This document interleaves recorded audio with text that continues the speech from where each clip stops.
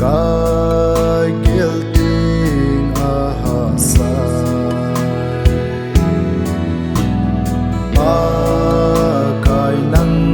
giao louvin Kamong dâu bồi Pakai Nei puijin o Pakai neilhon jengin nang jaolou Hinkho ban nabei bouve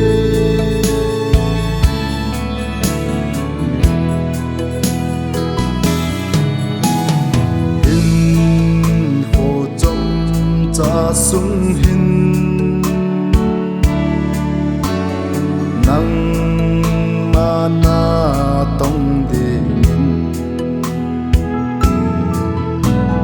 Kipan tange Pakai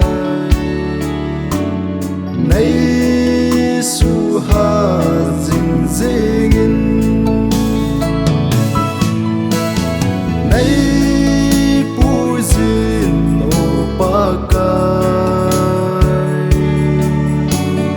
neilhon jengin nang jaolou Hinkho ban nabei bouve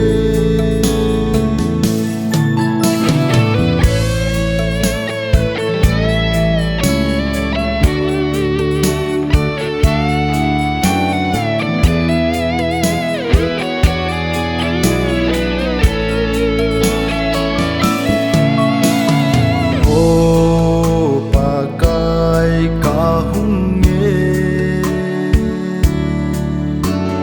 nang